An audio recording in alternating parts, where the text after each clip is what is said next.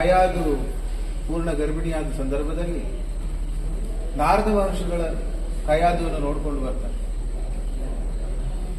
ಮಹರ್ಷಿಗಳು ಬಂದಾಗ ಯಥೋಚಿತ ಏನು ಉಪಚಾರಗಳನ್ನು ಈ ಹಿರಣ್ಯಕಶಿಪು ಮಾಡ್ತಾನೆ. ಏನು ಅಪೇಕ್ಷೆ ಅಂತ ಕೇಳಿದಾಗ ಈ ಪೂರ್ಣ ಗರ್ಭಿಣಿಯಾದಂತಹ ಕಯಾದುವನ್ನು ನನ್ನ ಆಶ್ರಮಕ್ಕೆ ಕಳಿಸಬೇಕು, ನಾನು ಅವಳನ್ನ ನೋಡಬೇಕಾಗ್ತದೆ. ಅದೆಲ್ಲ ಪ್ರೇರಣೆ ದೇವರು. ಆ ಮುನಿಯ ಸಾಂಗತ್ಯದಿಂದ ಅಥವಾ ಸೇವೆಯಿಂದ ಪ್ರತಿದಿನವೂ ಬೆಳಿಗಾದ್ರೆ ಹರಿನಾಮ ಸ್ಮರಣೆ. ನಾರದ ಮಹರ್ಷಿಗಳು ಯಾರು ಏನು ಅಂತ ನಾವು ಹೇಳಬೇಕಾಗಿಲ್ಲ.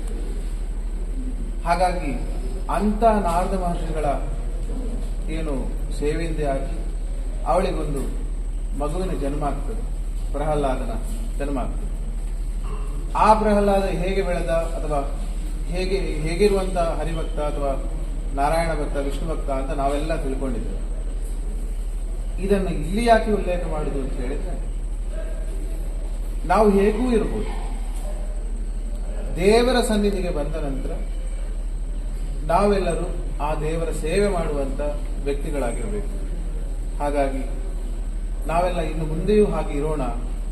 ಆ ದೇವರ ಕೃಪಾ ಕಟಾಕ್ಷ ನಮ್ಮೆಲ್ಲರ ಮನಸ್ಸಿನಲ್ಲಿಯೂ ಅಥವಾ ನಮ್ಮ ಬದುಕಿನಲ್ಲಿ ಇರಲಿ. ಕಷ್ಟಗಳಿರುವುದು ಸಹಜ. ಹಗಲಿದ್ರೆ ರಾತ್ರಿ ಕಷ್ಟಗಳಿದ್ರೆ ಸುಖದ ಗೊತ್ತಾಗುತ್ತೆ, ಅಥವಾ ಸುಖದ ಈ ಸುಖ ಯಾವ ಸುಖ ಏನು ಸುಖ ಅಂತ ಹೇಳುದು ಗೊತ್ತಾಗುವುದು ಕಷ್ಟ ಇದ್ದರೆ. ಒಂದು ನಾಣ್ಯದ ಎರಡು ಮುಖಗಳಿದ್ದಾಗೆ.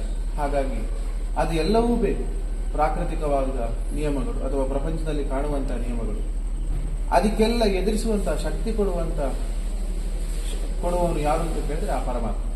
ಇಲ್ಲಿ ಬಂದು ಸೇವೆ ಸಲ್ಲಿಸಿದವರು ಅದೆಷ್ಟೋ ಮಹನೀಯರು. ಅವರೆಲ್ಲ ಪ್ರಾರ್ಥನೆ ಈಡೇರಿಸಬೇಕು. ಆ ಮಹಿಮನಾದ ವಿಷ್ಣುದೇವರು ಅವರ ಪ್ರಾರ್ಥನೆಯನ್ನು ಈಡೇರಿಸಬೇಕು. ಇಲ್ಲಿ ಹಗಲು ರಾತ್ರಿ ದುಡಿಯುವುದವರು ಅದೆಷ್ಟೋ ಮಂದಿ. ಶಾರೀರಿಕವಾಗಿ ದುಡಿದವರು, ಬರೇ ಸಾಂಪತ್ತಿಕವಾಗಿಯೋ ಅಥವಾ ಹಣದಿಂದಲೋ ಕೊಟ್ಟವರಲ್ಲ, ಶಾರೀರಿಕವಾಗಿ ದುಡಿದವರು ಅದೆಷ್ಟೋ ಮಂದಿ ಇರ್ಬೋದು. ಅವರು ಇವರು ಅಂತಲ್ಲ, ಯಾರೆಲ್ಲ ಶ್ರಮ ಪಟ್ಟಿದ್ದಾರೋ ಅವರೆಲ್ಲ ಇಷ್ಟಾರ್ಥಗಳನ್ನು ಆ ಮಹಾವಿಷ್ಣುದೇವರು ಕರುಣಿಸಲಿ ಅಂತ ಪ್ರಾರ್ಥಿಸೋಣ.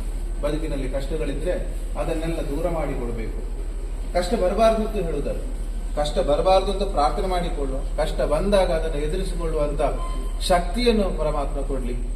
ಬದುಕಿನಲ್ಲಿ ಬಂದಂತಹ ಕಷ್ಟಗಳನ್ನೆಲ್ಲ ಎದುರಿಸಿ ಬರುವಂತಹ ಜೀವನಗಳಲ್ಲಿ ಸುಖಮಯವಾದ ಜೀವನವನ್ನು ಅನುಗ್ರಹಿಸಬೇಕು ಅಂತ ಪ್ರಾರ್ಥಿಸ್ತಾ